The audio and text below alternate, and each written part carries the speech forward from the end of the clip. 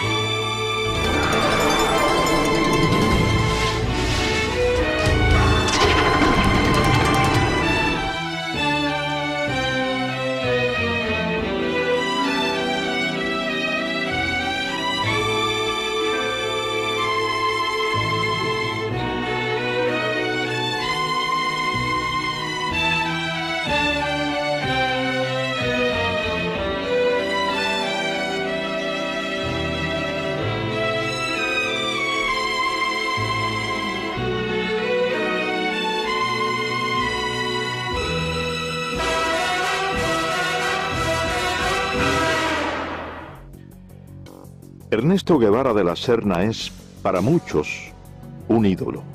Para otros, solamente el esqueleto de un falso mito que ha tejido el cruzar de la historia. Las anécdotas sobre un joven idealista, luchador infatigable a favor de los necesitados, de un Robin Hood latinoamericano, han sido desmentidas por varios historiadores. Guevara, hasta llegar a Guatemala, no tenía formación ideológica ninguna. Era el aventurero aquel que lo que le interesaba era el juego de fútbol y la indiferencia y la fotografía que tomaba. Y entonces, cuando está allí en Guatemala, que comienza la invasión, él le escribe a su tía una carta: me estoy muriendo de la risa, no dice muriendo, dice una grosería, que no quiero repetirlo, de la risa, viendo a la gente correr por las bombitas que están tirando estos aviones. O sea, él es un espectador de aquella lucha que tiene parte del pueblo de Guatemala que respalda a Arbenz y las tropas de Castillo Armas que al fin dominan la situación y derrocan al gobierno de Arbenz. Enrique Ros, historiador e investigador, es autor de una de las más completas obras sobre la vida del guerrillero argentino, Ernesto Guevara, mito o realidad. En ese momento, Guevara decide, sin haber participado de la lucha, ingresar en la embajada argentina y fue atendido, y de nuevo lo vuelve a decir Ernesto Guevara en su diario, ¿no?, que él recibió una cortesía grandísima de la embajada porque recibía lo que él más quería, que eran periódicos de la Argentina que venían con regularidad a la embajada, y el bife, que es la carne que servían allí. Allí ya ha conocido a Hilda Gadea. Hilda Gadea es una muchacha peruana y de ideas comunistas. Y es Hilda Gadea quien empieza a formar ideológicamente a Ernesto Guevara y quien lo presenta a una serie de figuras, lo había presentado, del gobierno de Arbenz. Así que ahí es cuando él empieza a formarse. Y ya había ha hecho contacto también a través de Hilda Gadea con Ñico López, que es el primer cubano con quien él hace contacto en Guatemala. Es Ñico, el Flaco López, quien lo recluta y lo presenta al grupo de cubanos exiliados que militaban en el movimiento 26 de julio en Guatemala. De esta forma, Guevara inicia una faceta de revolucionario y posteriormente viaja junto al grupo de cubanos a México. Varios estudios apuntan a que Ernesto Guevara, a su llegada a México, ya tenía definido su carácter de hombre cruel, de ejecutor de sus potenciales enemigos. En carta dirigida a su amiga y exnovia Tita Infante, señala: si se hubieran producido esos fusilamientos, el gobierno hubiera conservado la posibilidad de devolver el golpe, refiriéndose al derrocamiento del gobierno de Jacobo Arbenz en Guatemala.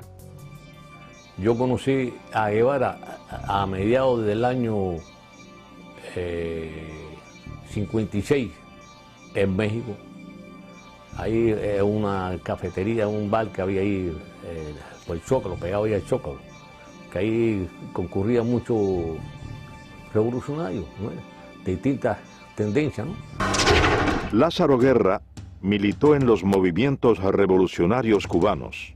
Marchó a México en calidad de exiliado y fue uno de los sobrevivientes de la expedición del Corintia. A mí el que me presenta es Ñico López. Pero al otro día que Ñico López viene, me dice, oye, lo que te presenté, fulano, eso no sirve, ¿verdad? No te creas que vaya, cualquier cosa, eso no sirve. Él no es como tú y como nosotros y como yo.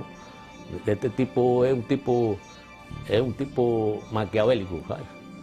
Y él es que le lleva y trae a Fidel todo el trajín de nosotros. Es un tipo repugnante, ¿no? Que Fidel llegaba y él decía, iba corriendo para donde estaba Castro, ¿no? Y Castro, fíjate, le gustaba y le gusta que lo adulen, ¿no? Esa es la persona de él. Sí, él vino a pedirme ayuda.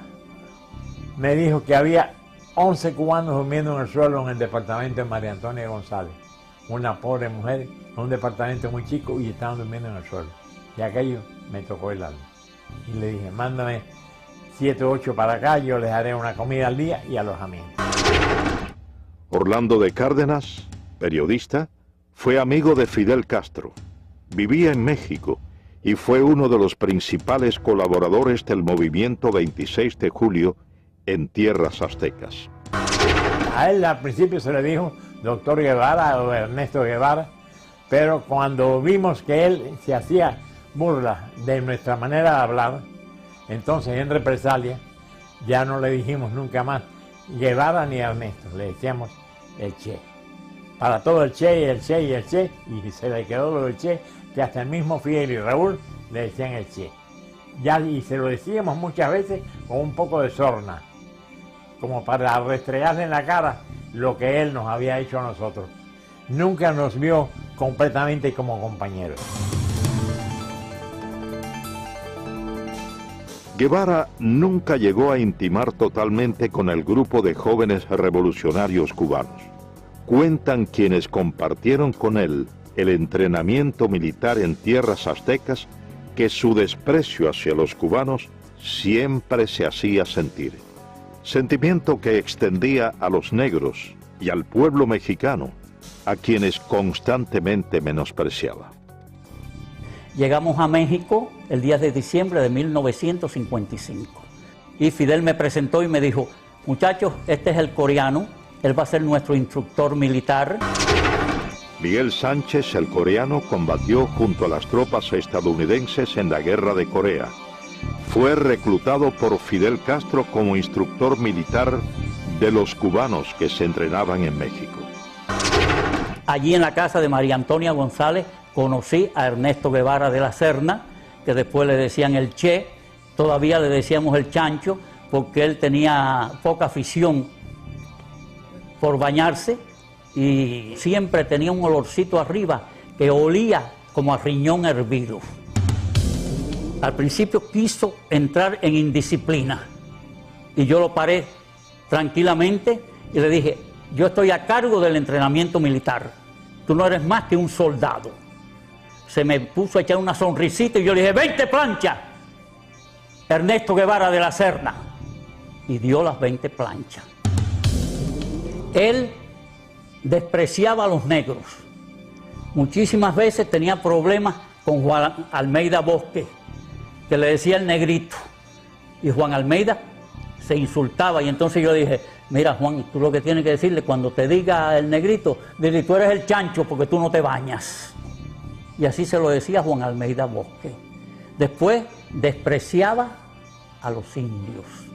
Fíjate cómo dijo, la indiada analfabeta de México.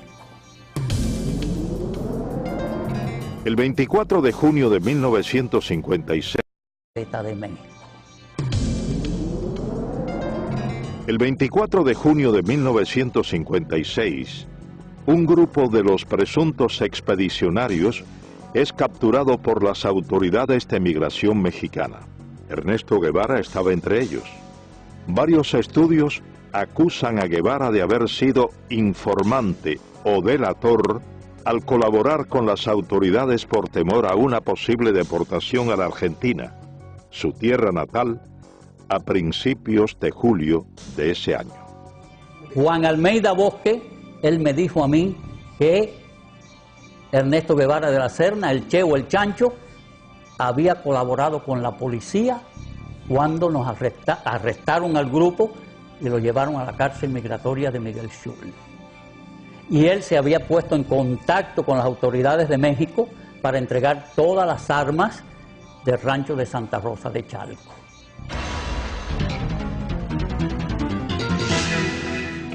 A la salida de la cárcel Miguel Schultz en México, Ernesto Guevara aún tenía dudas sobre su futuro y en particular sobre su propósito de participar en la expedición a Cuba. En carta dirigida a su madre le manifestó su intención de cambiar los planes y viajar a Europa y a la China de Mao. Finalmente, Ernesto Guevara de la Serna llegó a formar parte de la expedición del Granma, sobrevive el combate de Alegría de Pío y logra posteriormente internarse junto al reducido grupo de sobrevivientes en la Sierra Maestra.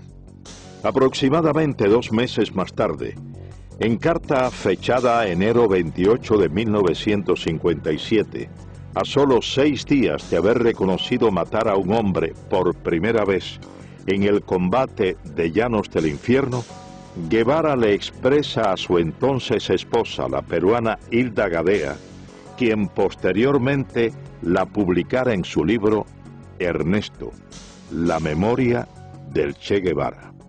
Querida vieja, estoy en la manigua cubana, vivo y sediento de sangre.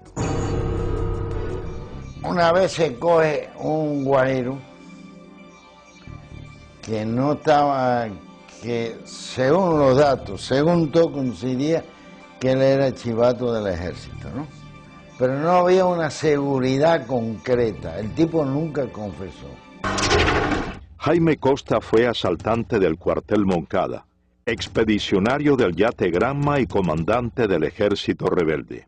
Fue enviado por Castro a reagrupar a los miembros del movimiento 26 de julio, exiliados en Centroamérica. Entonces se formó el tribunal y acordamos que no hay una seguridad que él haya sido un delator de una operación. Por lo tanto, no se puede quitarle la vida. Y el Che dice, bueno, si no la quitan ustedes, se la quito yo. Entonces todo el mundo se viene mirando ahí, ¿por qué tú lo vas a matar, chico? Tú ves que tú no eres cubano. Es un cubano. Y no ha confesado que es delator. Y Ramiro dice que no se puede fusilar como presidente de ese tribunal. Y en ese momento, ¿qué más grado tiene? Y entonces él sacó la pistola y lo mató ahí. Y ahí donde el Che tiene la frase esa: ante la duda, no hace más nada. Hay que fusilarte.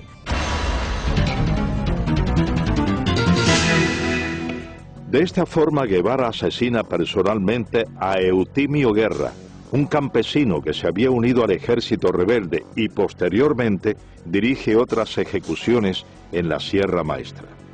No había que comer, es que llegamos y acampamos en la finca La Otilia, frente a las minas de Boicito. Luciano Medina fue capitán del ejército rebelde, hombre de confianza y correo de Fidel Castro. Participó en la invasión de Oriente a Occidente bajo las órdenes del comandante Camilo Cienfuegos. Llevábamos 3 días sin comer y el Che Guevara nos mandó que había que buscar un puerco. Y yo fui a casa de Carlos Sotolongo, que tenía una finquita allí cerquita de la mina, y compré un puerco que me costó 70 pesos. Entonces ya estábamos comiendo allí, toda la tropa estaba comiendo, y entonces llegó un señor y le dijo al Che Guevara, bueno, es que tenemos un chivato, que hay que ver cómo se saca ese hombre de aquí, que se llama Juan Pérez, dueño de la finca Rancho Claro, que es un cosechero de café. Entonces mandaron a buscar el hombre tenía 3 hijos, chiquitos de 4, 5 y 6 años, no tendrían más los chiquitos que tenía allí. Entonces cogieron y lo fusilaron. Y eso nos cayó mal a toda la tropa. Los fusilamientos se generalizaron. Varias investigaciones responsabilizan a Ernesto Guevara por el asesinato de al menos una docena de hombres en la Sierra Maestra. En la gran mayoría de los casos, sin tener pruebas incriminatorias.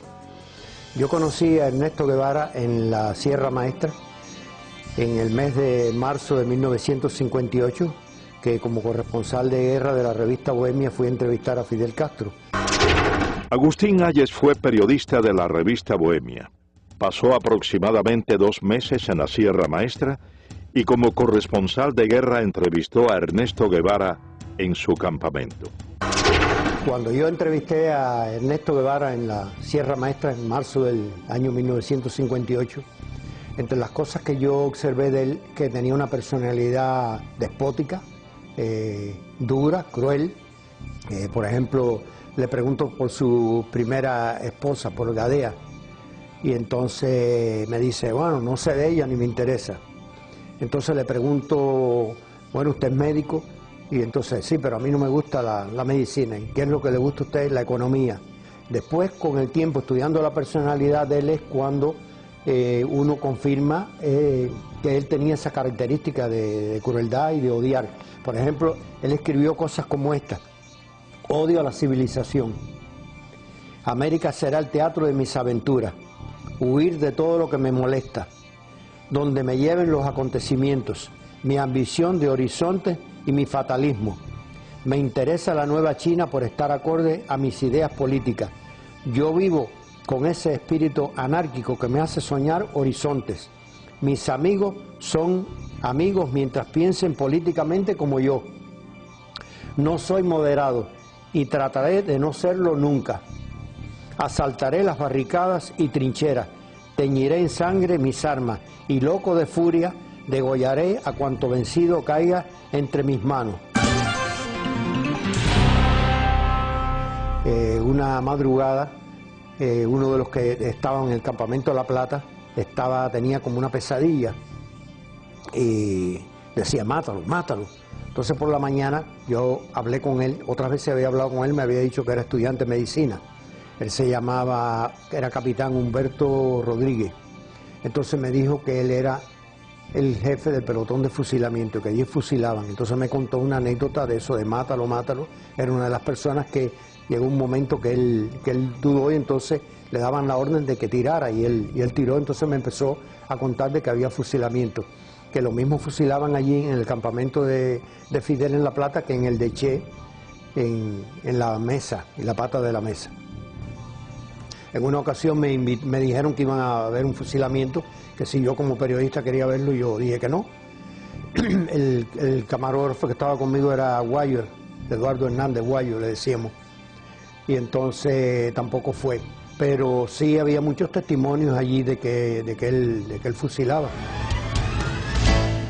Otro de los elementos que caracterizaron a Ernesto Guevara de la Serna fue su inoperancia táctico-militar.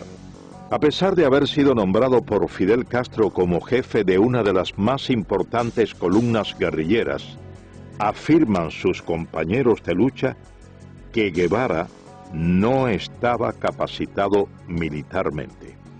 Yo conocí a Guevara desde antes de ser comandante yo, en la Sierra Maestra.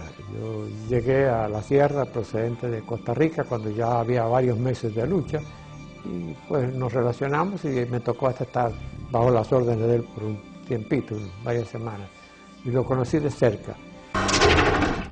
Uber Matos fue comandante del ejército rebelde.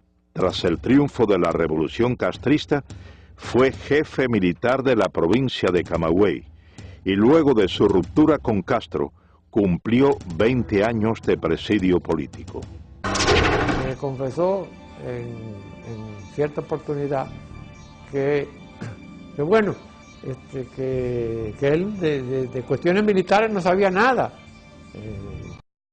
Hay una oportunidad en que yo le digo, me mandaron a tus órdenes, tengo que hacer una línea de fortificaciones, la zona esta está bajo tu mando, ¿dónde hago las fortificaciones? ¿Dónde establezco todas las defensas? Y me dice, yo de eso no sé nada, pero hazlas bajo tu criterio, pero si tú eres el jefe que vas, la defensa aquí tienes que hacerla de acuerdo con un concepto estratégico, táctico, es decir, tienes que pensar, yo voy a desplegar los hombres aquí, allá, y yo hago las defensas, las líneas de trinchera y los túneles para detener el avance de los tanques y las demás defensas que vamos a cumplir, de acuerdo con el plan tuyo. Dice, yo no tengo ningún plan.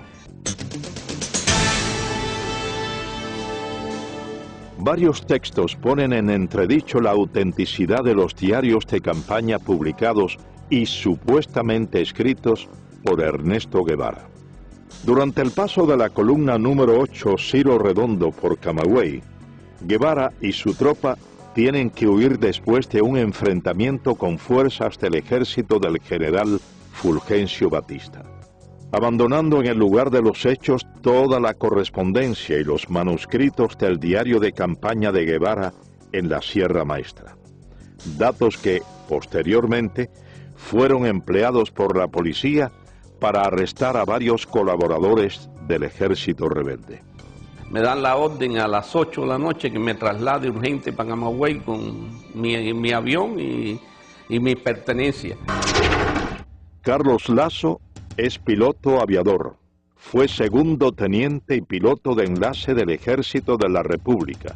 Combatió al ejército rebelde. El coronel Dueñas me dice, ¿a qué hora tú puedes volar mañana temprano? Y le explico que a la hora que quiera. Y me dice, bueno, a las 6 vuelo para un lugar que le llaman 4 compañeros. Allí hay un tiroteo entre el ejército, un grupo del ejército, no eran muchos, eran unos 40 soldados de la Guardia Rural. Allí hay 2 muertos por el agente de Che y heridos, y se mandan a correr, dejan 2 camiones. En uno de los camiones tenía toda la correspondencia, todo el diario de Che, el cual yo leí bastante.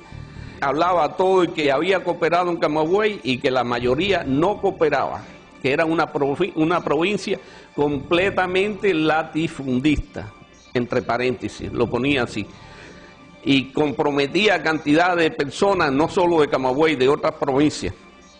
Muchos pertenecían, pero muchos, al Partido Comunista del pueblo que ellos hablaban, de Guaymaro, de Baraguá, de Florida, de todos esos lugares. Varias anécdotas y documentos reflejan el carácter despótico de Ernesto Guevara hacia sus subordinados. Guevara acostumbraba a humillar a los hombres bajo su mando. Yo me incorporo a la columna en un campamento que se llama El Algarrobo.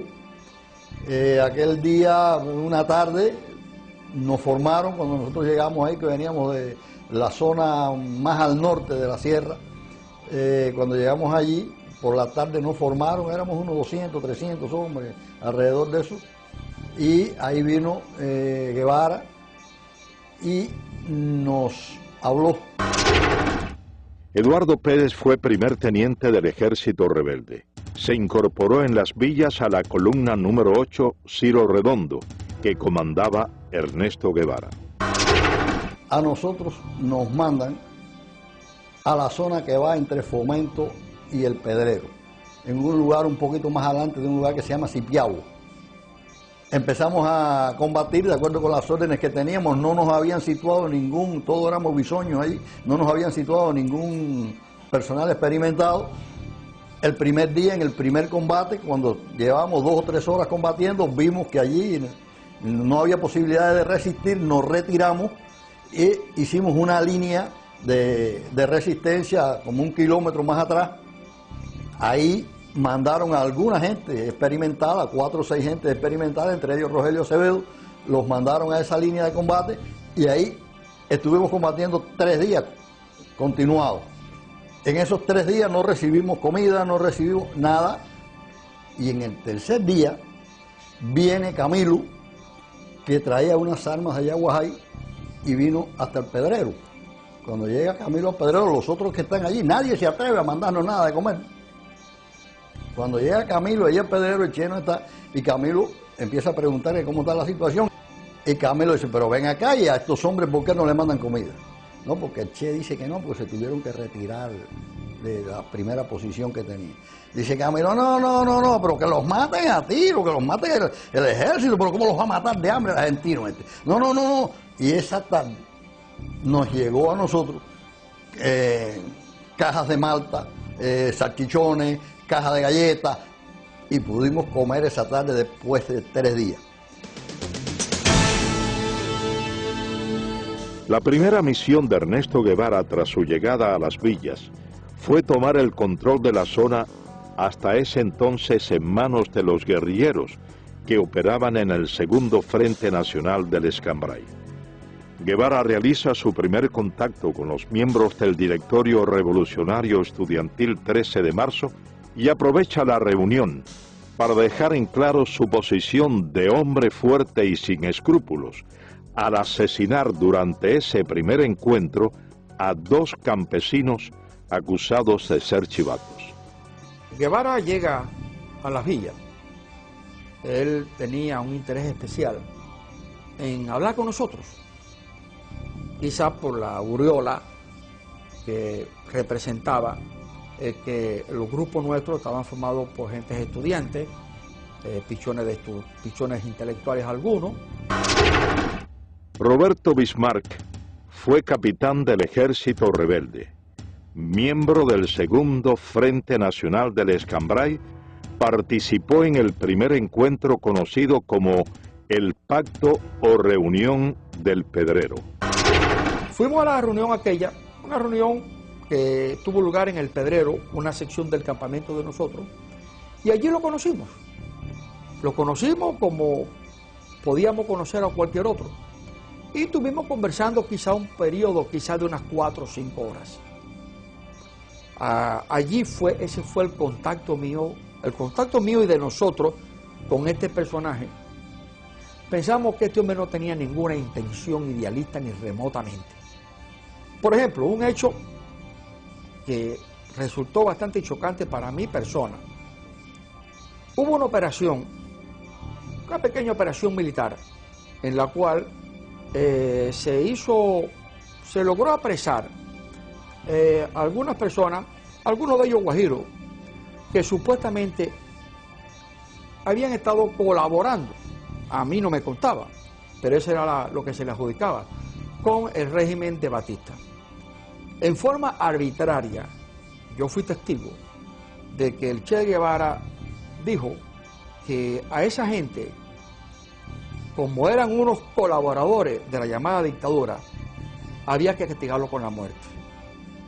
Y sin juicio previo, incluso contra la protesta, no vamos a decir protesta, contra el juicio de nosotros de que no debía de acelerarse un tipo de acción en ese momento porque no habían garantía para la persona que supuestamente estaban acusadas. El Che Guevara dijo que no, que eso había que matarlos. Y a 2 de ellos fui testigo presencial de que con su pistola los mató. Ernesto Guevara subestimó a los miembros del segundo Frente Nacional del Escambray que combatían en la zona central de la isla y no aceptó la autoridad de los comandantes que combatían en esa región montañosa. Al entrar el Che Guevara a la provincia de Las Villas, por la parte noroeste de Banao, nos encontramos con él allá, que él estaba acampado con miembros del directorio revolucionario, con el comandante Cubela. Elías Nazario fue capitán del Ejército Rebelde, miembro del segundo Frente Nacional del Escambray y ayudante personal del comandante de la Revolución, Jesús Carrera Sayas. Él y el comandante Carrera tuvieron una buena discusión, ¿no?, por la zona que se estaban disputando, ¿no?, porque ya el Che venía diciendo que era comandante en jefe del Escambray No era cierto, porque el comandante jefe del Escambray era Eloy Gutiérrez Manoyo en aquel momento. Y la discusión fue fuerte, pero fuerte, en la que Jesús le dijo, tu zona es la tuya y la mía es la mía. Y si brinca la zona mía, vamos a tener problemas. Porque Guevara nunca le contestó a él. Agachó su cabeza y dejó escapar, vaya, Y entonces intervino en esa discusión el comandante Armando Acosta Cordero, estaba el comandante Ramiro Valdés, y entonces intervino en esa discusión el comandante Armando Acosta Cordero, estaba el comandante Ramiro Valdés, el capitán Olo Pantoja cuando era capitán. Es precisamente el fusilamiento del comandante de la Revolución, Jesús Carrera Sayas, uno de los hechos que resaltan el carácter vengativo de Ernesto Guevara de la Serna. Ernesto Guevara fue mandado por Fidel Castro a la sierra del Escambray para quizás evitar que el segundo frente dividiera la isla en dos mitades. Armando Fleites, médico, fue comandante del ejército rebelde y uno de los fundadores del Segundo Frente Nacional del Escambray. El Segundo Frente Nacional del Escambray envió como oficial para las primeras conversaciones con Ernesto Guevara al comandante Jesús Carrera. Jesús Carrera, cumpliendo los acuerdos del Segundo Frente, dio unas cartas y se creó una situación quizás desde ese momento antagónica y difícil entre Guevara y Jesús Carrera. El resultante de esa situación, en el transcurso del año que pasó, pues se fue acentuando la situación personal y nosotros, yo personalmente y unos cuantos oficiales más del Segundo Frente, en la cabaña, le planteamos que si era tanto, no había que hablar mucho, que nosotros lo enviaríamos a buscar y que en un duelo, en una forma frontal, se dilucidaran esas situaciones. Entonces dijo que no tenía intenciones en tener un duelo ni tener una cosa con Carrera. Entonces dijimos, bueno, si es esa situación, pues ya vamos a dar este episodio por terminado, ¿no? Y sin embargo, por órdenes del Che Guevara con Fidel Castro, es que prenden a Jesús Carrera. Y más tarde Jesús Carrera es fusilado, precisamente, por la persecución y por la venganza, el odio, el resentimiento y la cosa de personalidad. No quiso dilucidar como dilucidan los hombres en un frente de combate o en un duelo, sino veló la oportunidad y por la espalda lo lleva, tenía todo el poder y por la espalda le cuesta la vida. Entre las hazañas injustamente atribuidas a Ernesto Guevara de la Serna está la toma en la ciudad de Santa Clara de un supuesto tren blindado. Varios de los protagonistas de ese hecho contradicen lo expuesto por el régimen castrista y manifiestan que todo lo orquestado, más que una proeza militar, fue una traición a una negociación ya acordada por el Segundo Frente Nacional del Escambray con oficiales del ejército de Batista. El tren blindado fue una acción de traición del Che Guevara al Segundo Frente Nacional del Escambray. Lázaro Asensio, abogado y periodista, fue comandante del ejército rebelde y miembro del Segundo Frente Nacional del Escambray. Las tropas nuestras estaban peleando en la zona de Manicaragua y de Cumanayagua. Y el señor Cuso Gómez fue a verme para venir a avisarme de que el tren blindado, famoso tren blindado, estaba dispuesto a entregarse a el Segundo Frente Nacional del Escambray. Las condiciones eran muy sencillas. El tren blindado, los elementos del tren blindado, los soldados del tren blindado iban a entrar por la zona del acueducto de Santa Clara y allí nos iban a entregar las armas con el compromiso de que ellos se quedaban allí sin pelear contra sus compañeros. Pero por filtraciones que sucedieron, el Che se entera de esa posibilidad y entonces, ¿qué es lo que hacen ellos? Atacan al tren blindado antes que darle la oportunidad que el tren blindado se entregara a nosotros y ahí se produce el ataque de Santa Clara. Es precisamente a raíz de la entrada a la ciudad de Santa Clara de la columna número 8 Ciro Redondo, comandada por Ernesto Guevara, cuando comienzan las ejecuciones indiscriminadas tal y como había ocurrido en la Sierra Maestra. Guevara ordena, sin la realización de procesos judiciales, el fusilamiento de varias decenas de personas supuestamente acusadas de haber cometido crímenes o de ser delatores del depuesto régimen. El primero que entra en Santa Clara, la ciudad estoy hablando, es el Che. Y Félix Torres, un viejo comunista de las villas, le va diciendo al Che quién eran los chivatos de Batista. Y el Che, sin más ni menos, los va cogiendo, sin interrogar, y los va matando.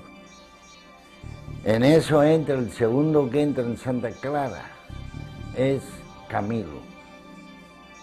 Y entonces Camilo tiene una expresión, coño, pero aquí se han bañado en vez de con agua, con sangre, porque donde quiera hay un muerto tirado en una esquina. Han acabado con este pueblo.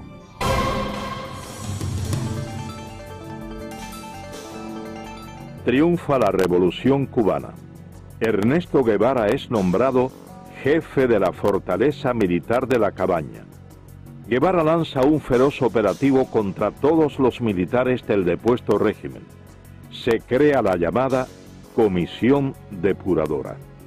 Estuve trabajando en la fortaleza de La Cabaña a las órdenes de Ernesto Che Guevara, que era el jefe militar de esa fortaleza. Napoleón Vilaboa había sido miembro del movimiento 26 de julio. En enero de 1959 comenzó a trabajar en la llamada Comisión Depuradora en la fortaleza de La Cabaña, bajo las órdenes de Ernesto Guevara. La Comisión Depuradora es un organismo que se crea, lo crea el gobierno de Fidel Castro, con el pretexto de depurar las Fuerzas Armadas en Cuba. Claro, el fin de esto era simplemente implantar el terror revolucionario en Cuba mediante los fusilamientos. Esos fusilamientos eran una cosa arbitraria, porque los infelices que llevaban allí ya estaban previamente sentenciados a muerte, como en el caso, por ejemplo, del primer teniente José Castaño, que había sido jefe del BRAC y que fue asesinado personalmente por el Che Guevara en su propia oficina, y contra el cual no había ningún tipo de pretexto legal para poder fusilar, porque este señor ni había matado ni había torturado a nadie durante el régimen de Fulgencio Batista. Mi padre fue asesinado por Ernesto Guevara el 7 de marzo de 1959. La razón por la cual Ernesto Guevara mata a mi padre es por la razón de que mi padre tenía un extenso conocimiento sobre las actividades comunistas en Cuba. Desde hacía 2 o 3 años, mi padre era el segundo jefe, primeramente del Servicio de Inteligencia Militar y después del BRAC, que era el Buró de Represión de Actividades Anticomunistas. Mi padre poseía uno de los mejores archivos de todo el sistema comunista que funcionaba en aquel entonces en todo Centro y Suramérica. Las condiciones en las que fue asesinado, él estaba preso en La Cabaña desde hacía aproximadamente 3 meses, y cuando llegó el juicio, que se hizo el 6 de marzo, se hizo un juicio que prácticamente no tenía sentido. El tribunal lo sentenció a muerte aproximadamente a medianoche, y entonces se hizo una evaluación del caso de Castaño y se mandó una, podemos decir, una comisión para que se hablara con Fidel Castro en ese momento, para que no se matara al teniente Castaño, ya que el teniente Castaño no tenía ningún muerto ni ninguna persona que haya sido herida o maltratada por él. Cuando Fidel se comunicó con Ernesto Guevara le dijo que ya era muy tarde, que la orden ya había sido hecha por él, y él en su despacho primeramente lo interrogó, lo maltrataron físicamente, y como no se podían poner de acuerdo de ninguna forma, el Che Guevara, dándole una vuelta a la oficina con su pistola, le dio 2 balazos en la cabeza. A Ernesto Guevara se le atribuye el fusilamiento de varios centenares de hombres, en su mayoría miembros del antiguo régimen, durante los aproximadamente 4 meses que estuvo al frente de la fortaleza militar de La Cabaña. El Che tenía solamente una divisa: ustedes están aquí para pasar los expedientes rápido. La comisión está trabajando muy lentamente y nosotros tenemos que ir juzgando a todos estos criminales lo más rápido posible. José Vilasuso, abogado, comenzó a trabajar en enero de 1959 bajo las órdenes de Ernesto Guevara como instructor de expedientes en la llamada Comisión Depuradora. Me llamó la atención la forma como él me adoctrina, ¿verdad? La forma como él me dice lo que tiene que ser mi trabajo. Dice, mira, aquí esto es un tribunal muy sencillo, todo lo que ustedes tienen que hacer es instruir los expedientes. El oficial investigador siempre tiene la razón, siempre dice la verdad. O sea, no tenemos más que aceptar, acogernos a lo que él dice en el informe. Tú vas a organizar, vas a instruir tus expedientes y después los pasas al Ministerio Fiscal. O sea, la labor es bien sencilla, es una labor de profesional, pero muy limitada. Esas fueron más o menos sus palabras, es la idea. Dice, de luego, pues se me echó así para atrás, ¿no? Sonriente, y me dice, aquí vas a ver cosas muy sabrosas, ¿sabes? Guardé silencio y al día siguiente comencé a trabajar. Allí se generalizaba con un eslogan político. Son asesinos, son criminales, pertenecen a una dictadura, tienen que ser ajusticiados. Eran hombres que no vamos ahora a juzgarlos, ¿verdad? Pero no nos correspondía a nosotros ejecutarlos. Yo preparando la sentencia y él pues dirigiendo el paredón. Fui al paredón. Me acerqué al lugar, me paré junto a los postes. Me fijé bien el lugar donde se situaban los reos. Efectivamente el paredón estaba a la espalda y más o menos lo que era la altura del pecho a la cabeza, pues se veían los impactos de las balas, ¿no? En una línea recta. La sangre coagulada a los pies, porque claro, se sacaba el cuerpo inmediatamente después de la ejecución, pero aquello quedaba tinto en sangre. Ahí estuve mucho rato, imaginando qué es lo que es un hombre parado, amarrado a un poste, y 6 hombres que no lo conocen, a quienes nada le hizo, quien por la razón de vestir un uniforme distinto va a ser ejecutado. Sin la presencia de pruebas incriminatorias, sin la posibilidad del ejercicio de una defensa justa, cientos de hombres fueron condenados a la pena de muerte por fusilamiento mediante sentencias preestablecidas en los denominados juicios sumarísimos. Ernesto Guevara preparó a muchos de sus hombres de confianza, quienes dirigieron o firmaron las ejecuciones a lo largo y ancho de la isla con la misma falta de escrúpulos que su jefe. Y estoy en el despacho del jefe del regimiento de Santa Clara, que era Ramiro, pero Ramiro no funcionaba allí, Ramiro se pasaba, yo no sé en qué andaba, pero no estaba en el despacho. El que estaba era Olo, con Olo Pantoja yo tenía buenas relaciones, yo me llevaba muy bien con Olo, tenía un gran aprecio. Orlando Olo Pantoja fue capitán del ejército rebelde, fue hombre de la entera confianza de Ernesto Guevara, murió en Bolivia como miembro de la guerrilla guevarista. Entonces yo estoy en el despacho, sentado y conversando con Olo, y diciéndole que tiene que licenciarme, que si no, que me vayan a coger preso, porque a mí el ejército no me interesa. Me dijo, está bien, vamos a licenciarte, y mandó a uno allí que me hiciera los papeles. Entonces, entra un soldado y le da un papel, y le dijo, mira, eso de las crucecitas son los que van a fusilarse mañana. Y yo voy y me pongo por detrás de él, porque había amistad. Y le digo, ven acá, Olo, y esa gente ya lo jugaron. Y dice, no, eso lo van a jugar esta noche. Digo, pero ¿cómo se lo van a jugar esta noche? Ya saben cómo van a fusilar mañana. Dice, bueno, eso es así. Estando yo unos 15 días preso en la cabaña, me llaman por los altavoces del penal a la oficina y me encuentro allí con Aleida March y con Ernesto Guevara. Ernesto Guevara caminando por todo aquel pasillo con las manos a la espalda y yo sentado con Aleida March. Roberto Martín Pérez, amigo de la infancia de Aleida March, segunda esposa de Guevara, fue dirigente de la conspiración de Trinidad y cumplió 28 años de presidio político en Cuba. Y de buenas a primeras ese individuo se me para enfrente y me dice, a ti hay que fusilarte. Yo tenía antecedentes de que Ernesto Guevara en muchas ocasiones anteriores había sacado a los hombres de ahí presos y los había fusilado sin un previo juicio. Así que no me extraño nada de esta bravuconada de este hombre. En las gestiones que estábamos haciendo para tratar de salvar a mi hermano antes del juicio final, yo había ido a la cabaña con el ingeniero Viamonte, que trabajaba conmigo en la compañía de electricidad, a ver a Guevara, ya que él había estado alzado con él en la sierra. Entonces Guevara lo recibió muy bien, allá con las patas encaramadas arriba de un escritorio, sin zapatos, rascándose los chicotes ahí como si fuera no sé ni qué. A mí me causó muy mala impresión. Me vi la cara de hipócrita, de sinvergüenza que tenía, desde luego. Entonces el ingeniero empezó a explicar.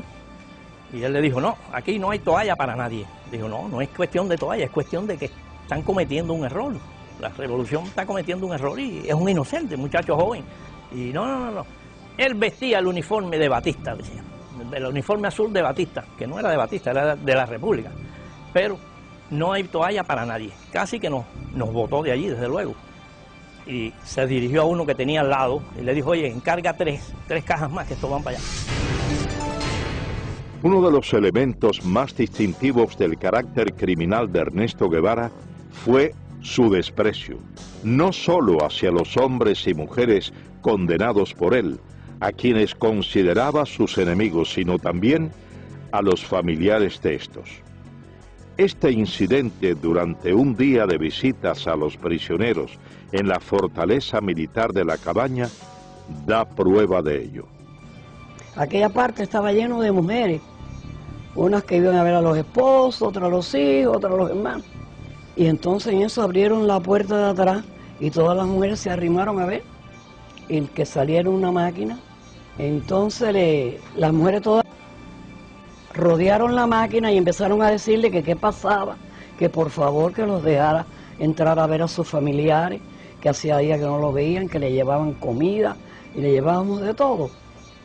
Y entonces él eso sí nos miró con una cara de estúpido y nos dijo, están castigados y hoy no hay visita para nadie. Al decir eso todas las mujeres empezaron a gritar y empezaron a coger el carro y a darle por un lado y por el otro y por el otro y lo movían todo. El chofer le dijo, sube a la ventanilla y eso así lo subió y entonces llamó por teléfono y vino una patrulla de soldados de esos con una fusta y a todo el mundo le empezó a dar. Tras aproximadamente 4 meses al frente de la fortaleza militar de La Cabaña, Ernesto Guevara ocupó varios cargos durante el comienzo de la Revolución Cubana. Primero, fue presidente del Banco Nacional de Cuba y posteriormente ministro de Industrias. En todos estos, primó su incapacidad profesional y una constante, sembrar el terror como base o medio para el sometimiento. Yo conocí a Ernesto Guevara en el año 1959, cuando Felipe Paso, que con la revolución lo nombraron presidente del Banco Nacional, me citó para diseñar lo que hoy es el Hospital Efigenio Amejeira, ¿no? Nicolás Quintana, arquitecto, fue designado para diseñar el edificio del Banco Nacional de Cuba, posteriormente transformado en el Hospital Hermanos Almejeira. Cuando Ernesto Guevara sustituye a Pasos en el Banco Nacional, lo primero que hace, como que éramos los arquitectos del edificio, nos invita a mi socio Miguel Ángel Moenque y a mí. Yo me encuentro a este señor en el despacho donde tantas veces yo había ido, ¿no? Cuando Felipe estaba, con los pies arriba de las mesas, una bota se la había quitado, las medias estaban rotas y me acuerdo todavía como si fuera hoy los dedos que se meneaban. Y a mí aquello me pareció una cosa kafkiana, ¿no? Porque me pareció increíble que el presidente del Banco Nacional de Cuba fuera ese personaje que estaba sentado allí. Entonces su primera frase fue: usted es burgués, ¿no? No sé por qué, la cogió conmigo, ¿no? Yo dije: no, comandante, yo no soy burgués. Ah, ahora usted es revolucionario. No, no, yo no soy revolucionario. Burgués era mi bodeguero. Yo soy gran burgués. Nací con una cuchara de plata en la boca y me he pasado la mitad de mi vida trabajando para ayudar a los que nacieron sin ella. Por lo tanto, tengo la moral para poder hablar. La respuesta fue: usted tiene 3 alternativas. Me metió los dedos en los ojos. Una alternativa es que usted se va de Cuba. La segunda alternativa son 3. Es que usted se va de Cuba. La segunda alternativa son 30 años. Fíjate con la facilidad, ¿no?, que este señor disponía de la vida de la gente. Y la tercera alternativa, como usted es gran burgués, es el paredón de fusilamiento. Me dicen: óigame, el comandante Guevara ha llamado y dice que quiere que el ministro vaya a verlo al Tribunal de Cuentas. José M. Illán, economista, fue subsecretario de Hacienda y miembro del primer gabinete ministerial de la Revolución Castrista en 1959. Y me dicen: bueno, mire, yo estoy aquí reunido con la Asamblea de los Cultivadores del Tabaco. Nosotros le decíamos los tabaqueros. Y ellos tienen un problema grave. Ellos no pueden pagar los impuestos. Hay que suprimir ese impuesto que ellos tienen que pagar. En ese momento yo me olvidé de que era el comandante Guevara y de que era comandante de la revolución y que era un tipo de tira-tira y que estaba matando gente en la cabaña, y simplemente actué como el profesional que era. En todo el tiempo que estuve frente a ese caballero, en ningún momento me insinuó que nos sentáramos a hablar. En ningún momento movió su mano, y yo tampoco la mía, para estrechar mi diestra. Y su desplante era absoluto ante un civil, un cubano más, que venía aquí y que se había atrevido a decirle que no a lo que él había propuesto. Pero como él no sabía de lo que estaba hablando, era la técnica que muchos de ellos usaban y la gente por miedo no se le enfrentaba. Yo estuve involucrado con Fran Pay en la lucha contra Batista y durante esa lucha conocí al Che Guevara. José Pepín Pujols fue miembro del movimiento 26 de julio. Fue llamado por Guevara para colaborar como supervisor de la planta de níquel y cobalto de Moa y práctico de puerto. Entonces, él, que ya nos conocíamos, me encomiendan la labor de ir a Moa para hacer un reporte y preparar el puerto para recibir todos los petroleros, todos los barcos. Y cuando yo vuelvo en una de las tantas reuniones que tuvimos en La Habana, entró un ayudante del Che con un montón de papeles y se quedó parado. Entonces el Che le dijo: ¿qué quieres? Le dice: pasa que estos son revolucionarios. Los papeles eran los fusilamientos del día siguiente. Él cogió todos los papeles, los firmó sin mirar, porque no importaba quién fusilaba, había que fusilar para sembrar el terror. Entonces muchos de los ingenieros jóvenes hablaban con él bajo la intimidación que tenía, de esa arrogancia, de decirte: la revolución no tiene a menos fusilar al mejor de los comandantes, así que no es nada fusilar al mejor de los ingenieros. Todo el mundo trabajaba bajo esa presión de no equivocarte. Entonces tú te limitabas a hacer las cosas en la manera más segura. Como práctico de puerto, es un riesgo entrar un barco de noche. Pues no, cerré el puerto y el barco se tenía que quedar esperando allá afuera, que le costaba, incrementaba el costo de demoras. Pero todo el mundo empieza a trabajar con temor. Ernesto Guevara de la Serna, a pesar de ser tan cruel y despiadado con sus enemigos políticos y practicar el despotismo en exceso y en ocasiones la indiferencia con sus subordinados, siempre sintió temor al enfrentar a Fidel Castro. Varias investigaciones muestran que desde el primer encuentro entre ambos, en Ciudad de México en 1955, Guevara mostró ese sentimiento y Fidel Castro, al constatarlo, llegó hasta abusar del guerrillero argentino. Mientras yo esperaba allí en el tercer piso, hablando con Fidel, ese día que me empezó a preguntar cómo andaban las cosas, y yo igual.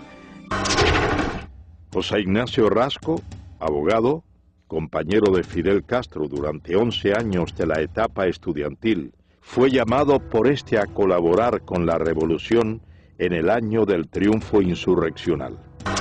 Y en eso llega el Che Guevara, y el Che Guevara le dice algo a Fidel que había que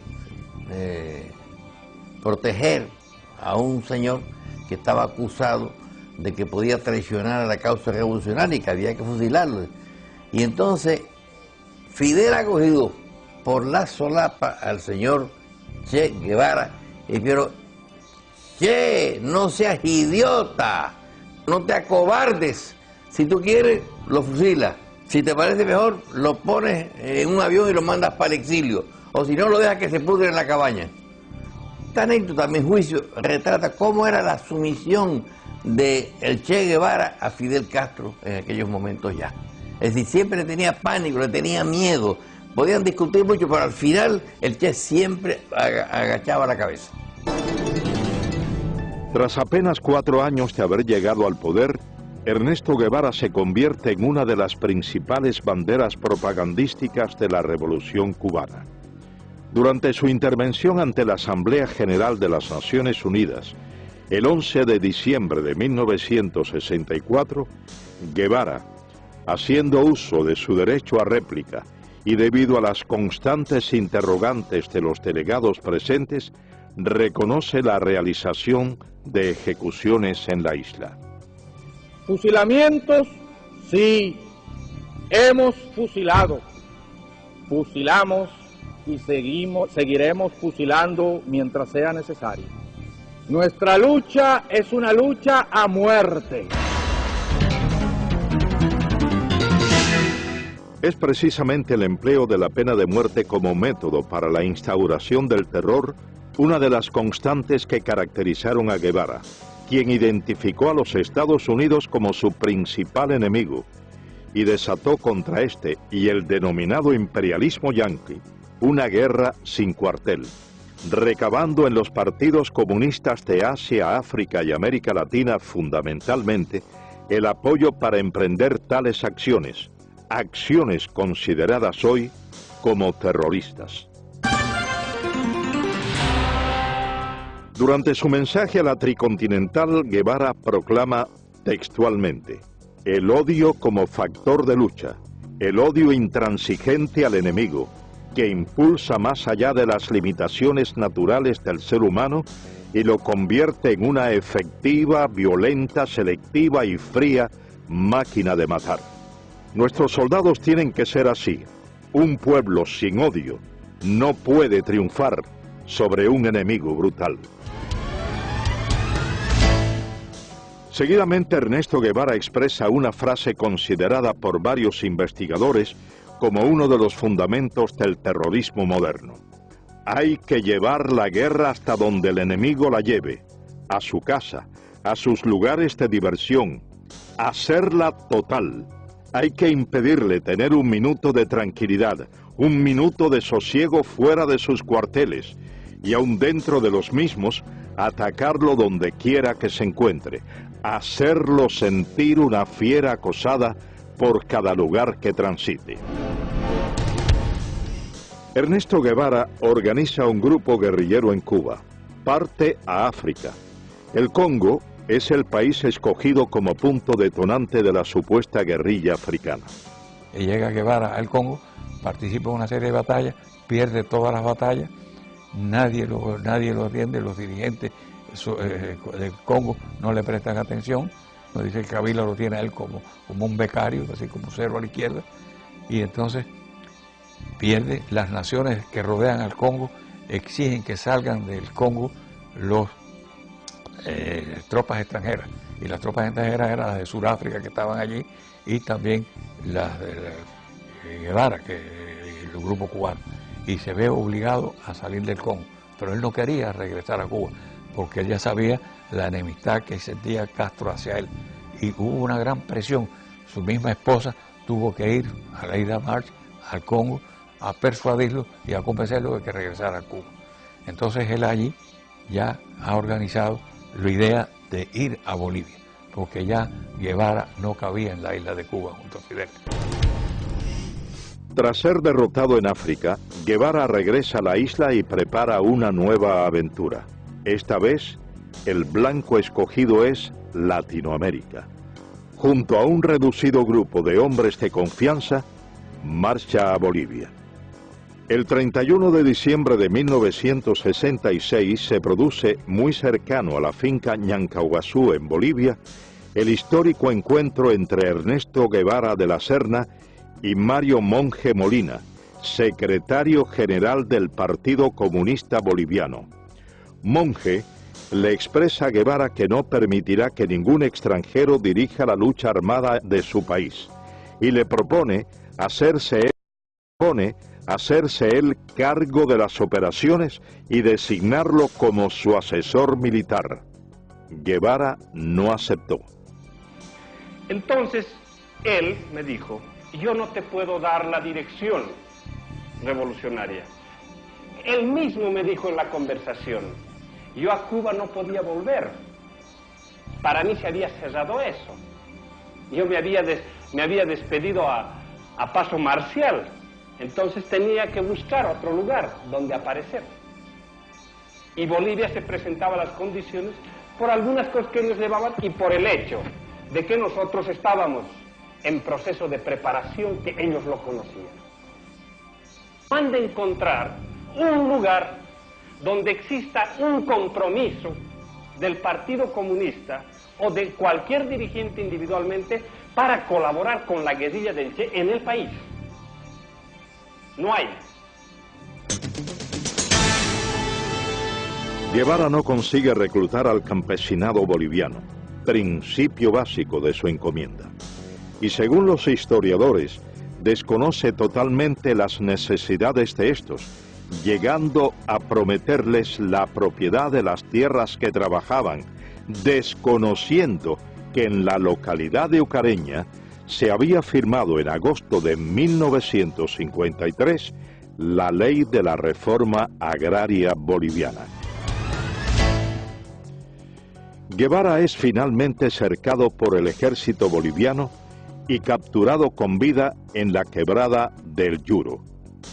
Según las notas del general Luis Requeterán, quien fuera en ese entonces coronel y jefe de la 4ª División de Operaciones Antiguerrilleras en Bolivia, Guevara, levantando en alto su carabina, gritó: «Me rindo, no me maten, soy el Che, valgo más vivo que muerto». Cuando esto ocurría, relata el general Requeterán, el reloj marcaba las 13:30 horas del domingo 8 de octubre de 1967. En ese combate mueren la mayor parte de los guerrilleros, cae preso el Che Guevara con Simón Cubas, que era el que lo estaba ayudando a salir, nombre de guerra Willy. Félix Rodríguez fue oficial de la Central de Inteligencia estadounidense.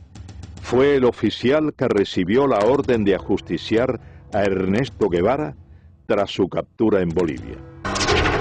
Viene una llamada telefónica y piden al oficial de más alto rango. Yo tenía en ese momento el grado de capitán y en la higuera nada más que habían 2 tenientes más bolivianos, por lo tanto me llamaron a mí, contesté el teléfono y era del alto mando boliviano en Valle Grande, y eran instrucciones específicas del señor presidente, señor comandante de las Fuerzas Armadas, que eran 500-600. El código que teníamos era 500 el Che Guevara, 600 muertos, 700 vivos. Pido que me lo repitan y me confirman 500-600. Cuando viene Centeno, lo llamo a un costado y le digo: mi coronel, hay órdenes de su gobierno de eliminar al prisionero. Y le doy los códigos.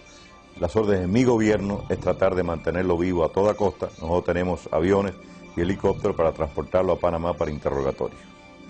Con eso me mira y me dice: mira, Félix, usaba el nombre de Félix Ramos, dice: hemos trabajado empíricamente, te agradecemos mucho, pero estas son órdenes del señor presidente y señor comandante de las Fuerzas Armadas. Si yo no la cumplo, a mí me votan deshonrosamente. Miró su reloj y me dijo, tienes hasta las 2 de la tarde para interrogarlo. Nuestro helicóptero va a venir varias veces, va a traer comida y municiones para nuestros soldados y se va a llevar nuestros heridos y nuestros muertos. Yo quiero tu palabra de caballero de que a las 2 de la tarde tú me traigas el cadáver del Che. Y lo puedes ajusticiar en la forma que tú quieras porque sabemos el daño que le ha hecho a tu patria. Y dije, mi coronel, trata de hacerles cambiar de idea, pero sonar una contraorden. Yo le doy mi palabra de hombre que yo le llevo el cadáver del Che. Entré a la habitación, él estaba sentado en un banquito, yo le había quitado las amarras al principio de nuestra conversación y se sentó ahí. Me le paré enfrente y le digo, comandante, yo lo siento, son órdenes superiores, yo he tratado. Se puso blanco como un papel pensando que era yo el que le iba a tirar. Salí de la habitación, aquello estaba lleno de soldados afuera, obviamente estaban escuchando la conversación y estaba el teniente Pérez al lado del sargento Terán. Y entonces le dije al sargento, sargento, no le tire de aquí para arriba, tírale de aquí para abajo, son órdenes de su gobierno, se supone que este hombre muera de heridas en combate. El sargento Mario Terán cumplió las órdenes transmitidas a Félix Rodríguez desde La Paz. Con la muerte de Ernesto Guevara quedó desarticulado el foco guerrillero. 5 hombres pudieron escapar con vida. 2 bolivianos, muertos 2 años más tarde, y 3 cubanos. Y yo me considero engañado por el Che Guevara, porque el mismo amor que sentíamos y respeto por Fidel Castro lo sentíamos por el Che. Yo nunca hubiera querido que me hubiesen preguntado a cuál de los dos quería más, porque no sabría dar la respuesta. Y creo que todos los que estaban a mi alrededor así lo sentían. Dariel Alarcón Benigno fue capitán del ejército rebelde. Llegó a ser coronel de tropas especiales en Cuba. Participó junto a Guevara en las guerrillas de la Sierra Maestra y en las insurgencias de El Congo y Bolivia. En la mayoría del pequeño grupo que habíamos allí, cubanos, todos habíamos pasado academias militares y que estábamos preparados ya militarmente. Yo, que era uno de los más brutos, ya podía dirigir una división. Pinares, que era un comandante, que mandaba ejército. Gustavo Machín, otro comandante. Bilbo Acuña, otro comandante. Todos éramos reclutas. Ninguno podíamos tomar la decisión aún ni de situar una posta. Éramos nulos. Entonces, ¿por qué no aprovechó nuestra capacidad militar? Yo se la demostré, porque yo fui el ametralladorista, fui el explorador, fui el punto de vanguardia, pero después que quedamos, el día 8 de octubre, que quedamos 6, yo saqué 5 hombres hasta la frontera, con Chile, después de caminar 3.500 kilómetros, con 3 divisiones del ejército persiguiéndome día y noche, y le hice más baja al ejército que cuando éramos el grupo completo. Rompimos 14 cercos al ejército y perdí un hombre, pero atravesamos la selva y atravesamos el altiplano y salimos a Chile. Por eso yo digo que hubo una falta en él y fue el de no darnos a nosotros la participación que tenía que darnos, no darnos a nosotros el derecho a discutir las cosas internas de la guerrilla. Él las pensaba, él las elaboraba y él nos las transmitía. Y lo que él dijera, él era lo que había que hacer. Nosotros no teníamos ni voz ni voto.